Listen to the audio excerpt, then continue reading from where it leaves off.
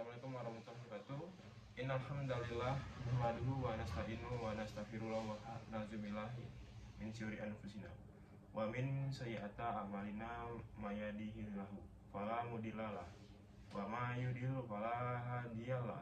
Asyhadu an la ilaha illallah wa asyhadu anna syarikalah wa asyhadu anna Muhammad abduhu wa rasuluh. Allahumma shalli ala wa sallim wa barik ala sayyidina Muhammad wa ala alihi wa sahbihi ajmain. Amma ba'du. Di sini saya akan membahas kasus nyata dalam hukum administrasi negara, yaitu tentang pembatalan kelulusan CPNS oleh Badan Pegawai Negara. Sebelumnya, nama saya Muhammad Zidan Suratno, NPM 232102027 dari kelas 1 NF. Kembali ke topik. Kasus ini menimbulkan sengketa di Pengadilan Tata Usaha Negara atau PT-UN dan menarik untuk ditinjau dari segi hukum. Kasus ini terjadi pada tahun 2019. Seorang peserta seleksi CPNS Kemenkumham dinyatakan lulus seleksi sebagai CPNS berdasarkan pengumuman resmi dari panitia. Namun tidak lama kemudian, Badan Pegawai Negara atau BKN membatalkan kelulusan tersebut melalui surat resmi. Alasannya adalah bahwa terdapat indikasi data ganda atau tidak valid dalam dokumen administrasi peserta. Yang menjadi topik masalahnya, peserta tidak diberikan kesempatan kualifikasi atau pembelaan diri tanpa proses pemeriksaan yang terbuka atau pemberitahuan sebelumnya atau tidak transparansi. Kelulusan itu langsung dicabut.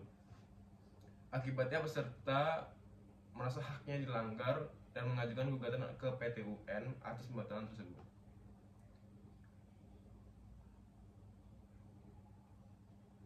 Apakah surat pembatalan termasuk PT-UN? Dalam hukum administrasi negara, kita mengenal istilah keputusan tata usaha negara. KTUN menurut pasal 1 angka 9 Undang-Undang Nomor 51 Tahun 2009 adalah penetapan tertulis yang dikeluarkan oleh badan atau pejabat TUN yang berisi tindakan hukum TUN berdasarkan peraturan perundang-undangan bersifat konkret, individual, dan final, serta menimbulkan akibat hukum bagi seseorang atau badan hukum peserta. Perdata.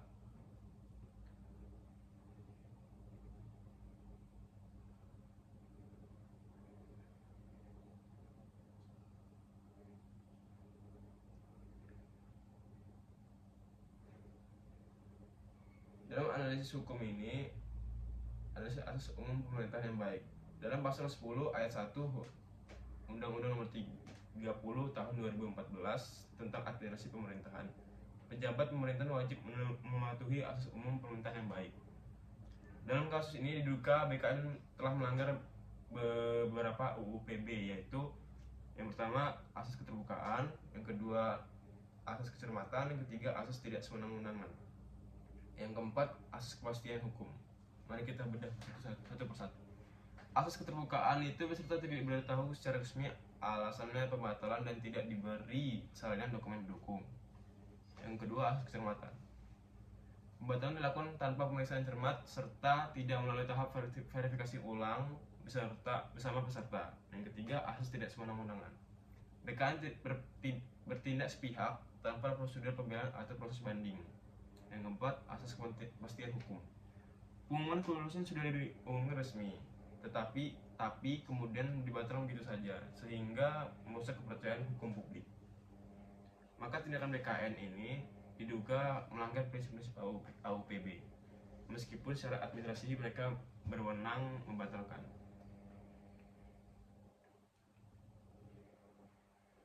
Sebagai pandangan mahasiswa saya, opini hukum saya sebagai mahasiswa hukum, saya berpendapat bahwa tindakan BKN secara formal memang sah, tapi secara administrasi dan etis tidak tepat karena tidak mengunjung asas pemerintahan yang baik. Yang kedua, menurut saya pemerintahan seharusnya memberikan hak jawab dan pembelaan kepada peserta sebelum membuat keputusan yang diinginkan.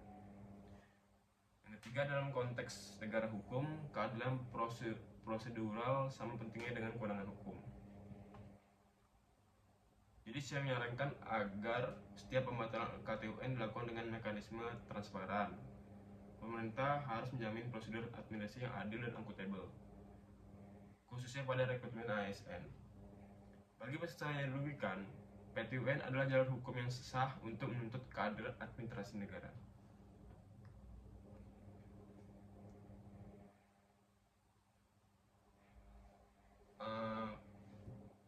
Penuntut dan harapan. Kesimpulan saya, surat pembatalan kelulusan CPNS atau oleh BKN adalah KTUN yang dapat digugat ke PTUN. Yang kedua, tindakan tersebut berpotensi melanggar AUPB, khususnya asas keterbukaan, kecermatan, dan tidak sewenang-wenangan. Pemerintah harus lebih berhati-hati dan bertanggung jawab dalam mengelola keputusan administrasi yang berdampak besar bagi warga negara. Jadi saya berharap ke depannya semua instansi pemerintahan dapat lebih taat asas-asas taat hukum dan menghargai hak-hak warga negara dalam setiap keputusan administrasinya.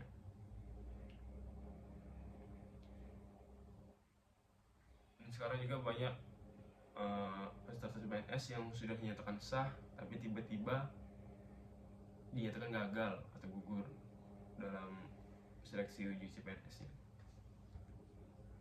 Dan mungkin sampai di sini saja video saya. Semoga bermanfaat dan menambah wawasan kita tentang hukum administrasi negara. Saya akhiri, wabillahi taufiq wal hidayah. Wassalamualaikum warahmatullahi wabarakatuh.